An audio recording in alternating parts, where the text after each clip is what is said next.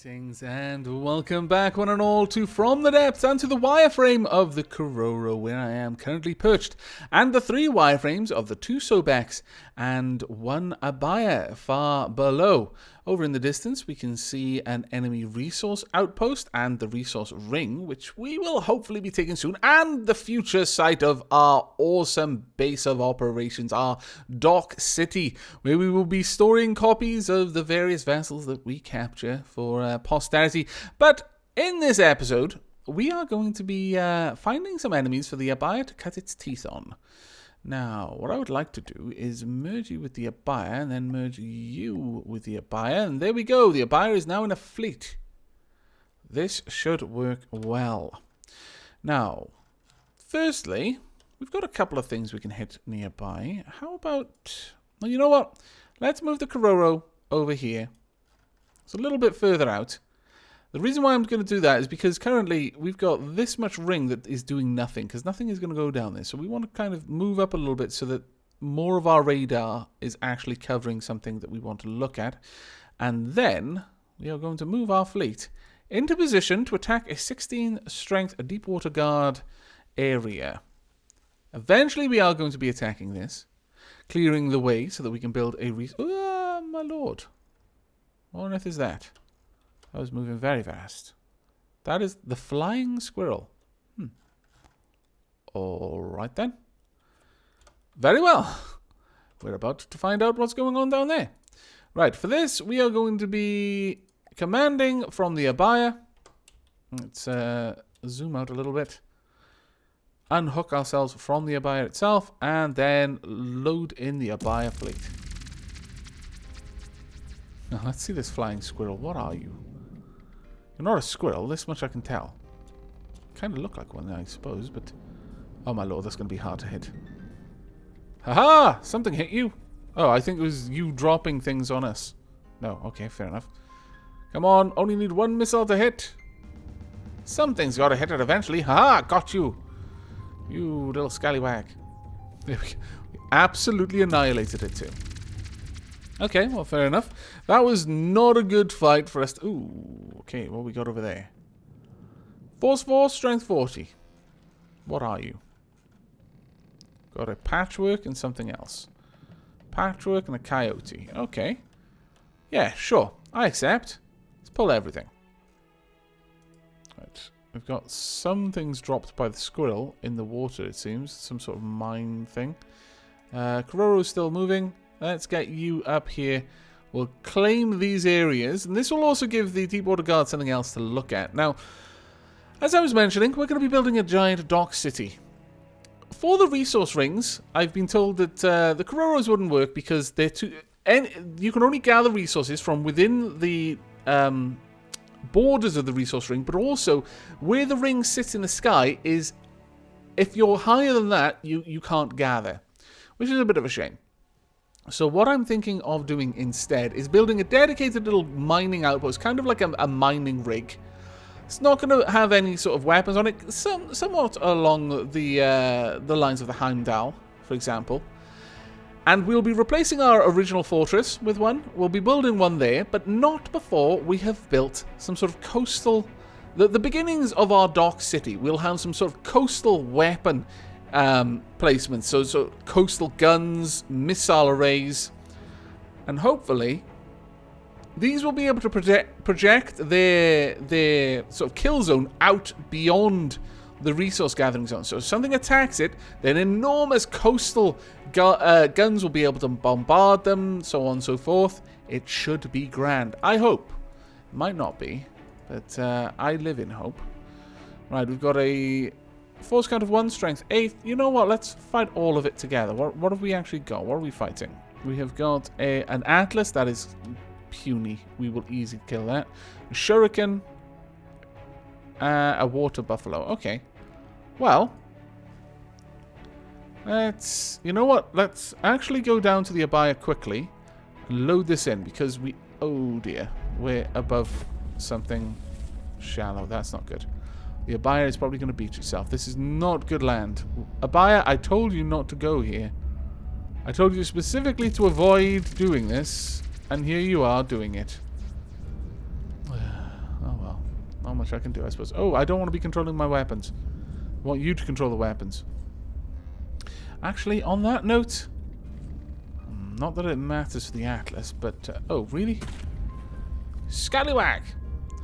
But I would actually like to... Please stop shooting the windows. I'll drown. I'm going to change the way that this engages.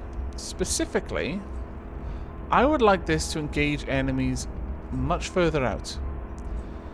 In fact, I'm going to change the missile system completely. How far out should we go? You know what? We're just going to be crazy and we're going to say 1,200 for the range of this weapon. We're going to say no minimum range, just no limit at all. There we go. Now let's get you back over here because I need to move your camera above.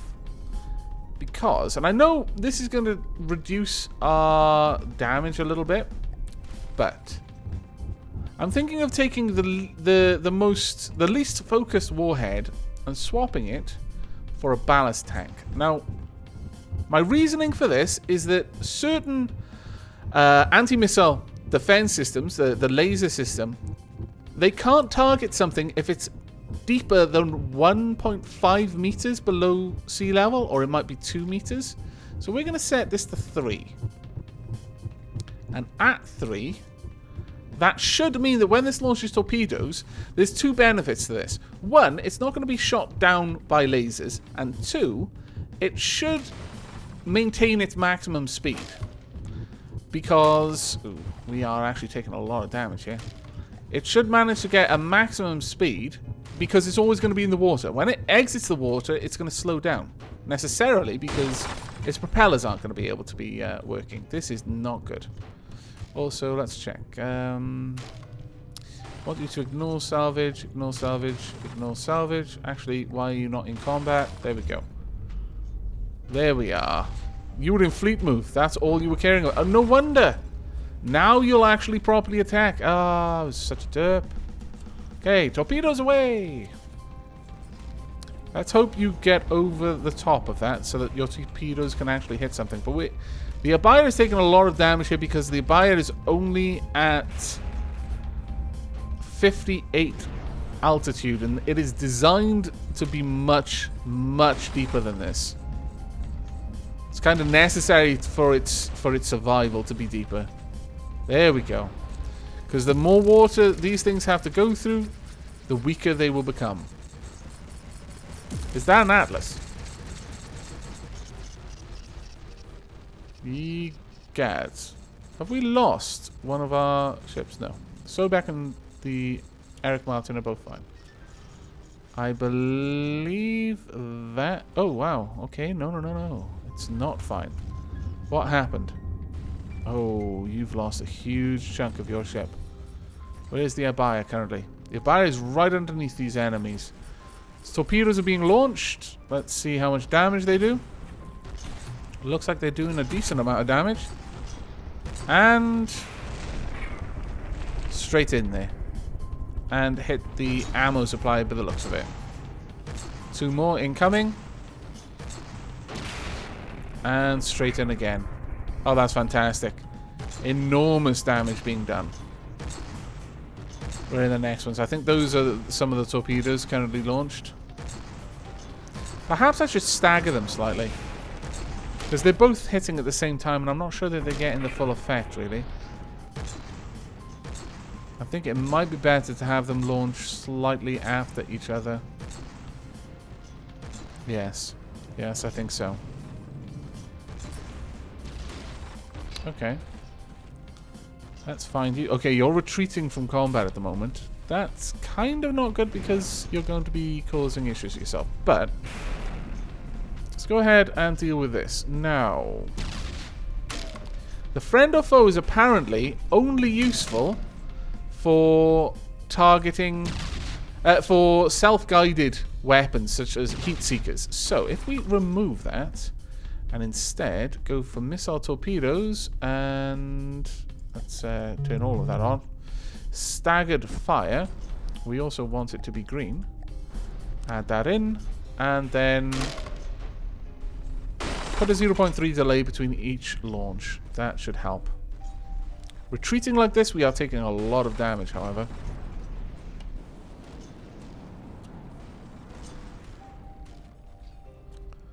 Alright, let's see how this handles those torpedoes coming for it. I believe there's one or two on their way. Oh no, it's still actually targeting... Oh, it's targeting the small one now. Alright, where are the torpedoes? Here they are. Coming in for the kill, it seems. Perhaps. I don't see the Sobex. Ah, there we are. The Sobex are getting involved as well. And... looks like those torpedoes managed to miss somehow. I believe they may have... They may be sailing underneath... Ah, they're sailing underneath. That is unfortunate. We might need to bring those a little bit less... reduce the ballast on them a bit. Okay. Let's adjust that. Instead of 3 meters, let's go for 2. And then save over. There we go. Exit. Now, how are the Sobex doing? Ooh. Where is it? It'll be in the water here somewhere. Okay, well, let's bring up... Where are you? Force. The other one is over there somewhere. Oh wow, it's quite deep down. Alright, what we'll do is we're currently in the Abaia, so we can do this. If we put Abaia on a leash, tell it not to maneuver itself, and then take full control, we should be able to steer it around to try and get it to... Let's not bring ourselves up too high, otherwise we'll be at risk of these mines. We need to try and get to the Sobeck, basically. Right, let's continually adjust our position, turn around, get to the Sobeck, and all will be well. Now, whilst we just have the AI turned on, then what should be happening is the weapon system should be controlling itself. Now the Sobeck should be somewhere over here, I believe.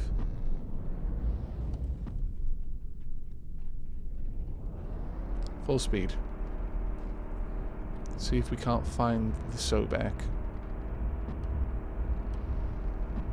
Continually having to adjust the depth. Where was the Sobeck? Ah, it's ages away.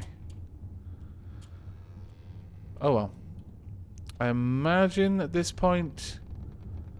Well, the Sobeck's repairing itself at this point, so it's not so bad. Alright, let's add everything back onto combat. We could briefly jump over to the Sobeck and help with fixing everything. In fact, we will. There we go. We're coming back out of the water now. It's repaired enough. That was not the easy engagement that I was hoping it would be. I'll be honest with you. A little bit disappointed with how much damage we took there as a fleet. But all things considered, I'm still pleased that we managed to get through that without losing anything, without having anything get so low that like 50% or less. We've got loads of resources, so repairing these things should not be difficult for us. It's already back up to 87%, so that should be fine. Okay, what we'll do is we'll pull the Abaia, we'll pull the Eric Martin. That way the Abaia doesn't constantly take any damage by beaching itself. I have specified in the naval AI that it should pathfind outside of waters of any shallower depth than 125, but it doesn't seem to work. It doesn't seem to care. Oh well. Right then, let us get this fleet. The last thing we're going to do is we're going to take this fleet down here and we're going to try and clean out this area.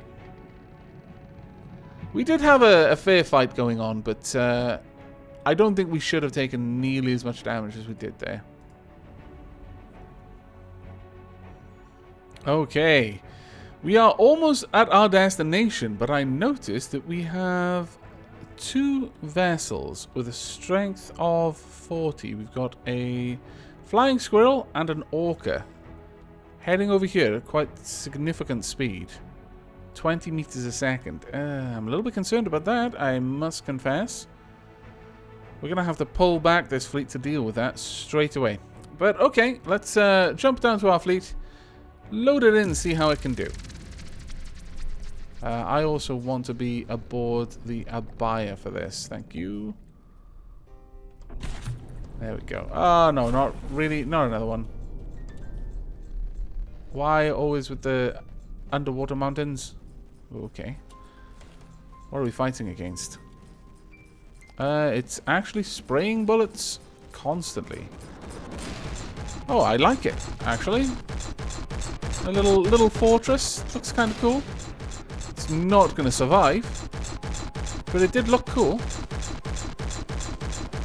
Actually, I really do like it. What is that?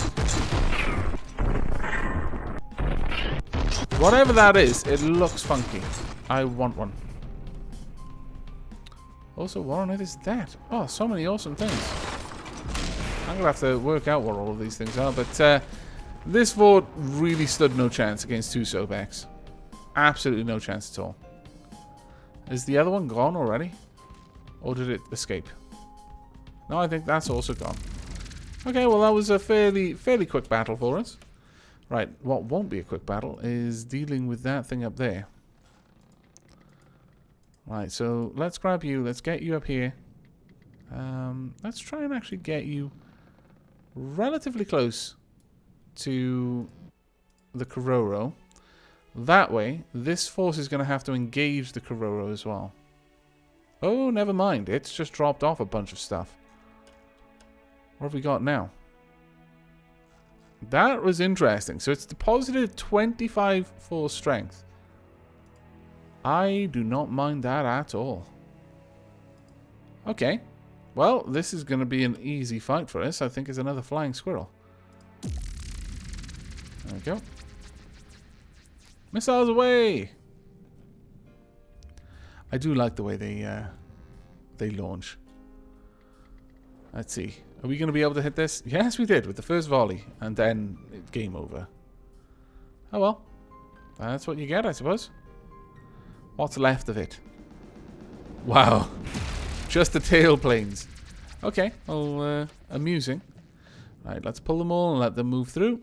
We should be able to draw this one out. Oh dear. What is it then? Is that going to be the Orca? No, it's now a Moray. The thing with that is it's possible to glitch them effectively like that by intentionally allowing them to reinforce a zone. In fact, even this is effectively making the game easier by locking them into a position where they can't get out of until I'm ready to attack. There we go. Oh, no. Come on. There we are. Right then. We should be able to deal with this fairly quickly, I would imagine. Let's bring the Kororo into this one as well. Where are the enemy? There they go. Now then, let's have a look at you. Let's have a proper look at you. Wow. I want all of its metal. Now the Abaia is not going to be any good in this fight unless this gets sunk. If this gets knocked into the ocean, then the Abaia is going to become absolutely terrifying for it. But nice. Some of the missiles still got through, even though the anti-missile defense is trying their best to take them out. So the Kororo has taken a huge amount of damage, however. There we go. Plenty of damage going on there. And they're trying to shoot down the mines that would never do any damage to it anyway. Interesting. Now the nice thing here is that because it's got shrapnel, even though these missiles are being shot down, they're still applying some of their DPS. Oh. It's focusing all of its fire on the Abaia. Thus allowing the Sobex to try and take it out. If they can hit the propellers at the back, we might be able to force it to start losing altitude. But that all comes down to whether these things can actually connect.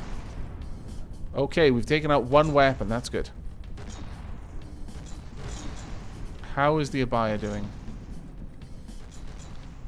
The Abaia is actually doing fairly well for itself. And the Sobex are being largely ignored.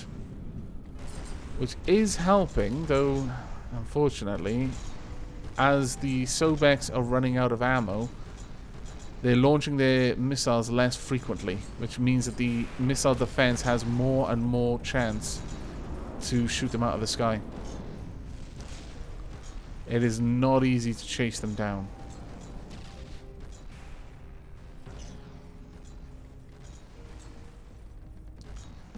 That is difficult. The Abaia is basically just absorbing damage, but we're not getting anywhere with this fight right now. I mean, there's a little bit of damage being done to this thing, but not enough, really. How deep down are we? We're currently at 100. So we are quite deep down, but those bullets are eventually going to break something important, I think. It's only a matter of time. Okay, this is actually a difficult fight. But now it's swung back around, the missiles are going to get more chance to actually attack. Because they're going to be closer when the missile defense starts laying into them. We've already exposed some of the innards there. If we can manage to disable that missile defense, this fight is over. But that's a big if. Is it going down? It might be going down. We might have done enough damage. No, its balloons are coming back online. That's a shame. That is a shame, because if that had gone into the water, the Abaia would have torn it apart. Absolutely torn it apart. But it looks like we've done a bit of damage in here. Only a little, though. How's the Abaia doing? Still fine. Okay, I'm actually pretty impressed with how well the Abaia is coping.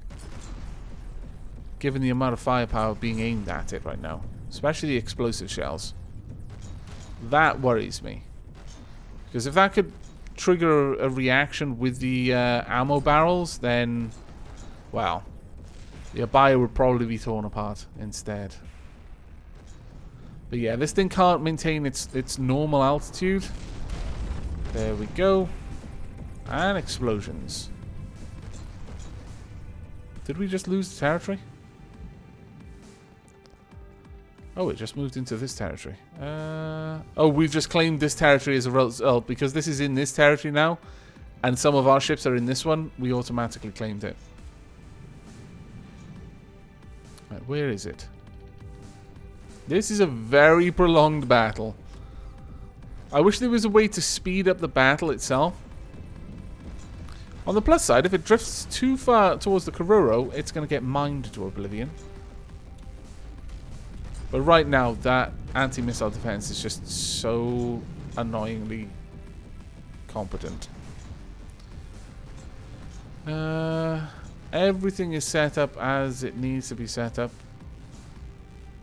The Sobex are not trying to get that close, as their AI is typically focused on trying to avoid approaching.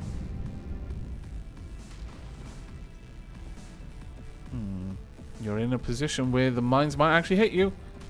Bingo! Oh, you have chosen a bad place to be. The Kororo is going to punish you for your hubris. Or maybe not. Maybe instead it's just going to bounce. Those mines are bouncing off your hull. Come on, stick your nose in the water. Go for a drink. Oh. The mines are bouncing.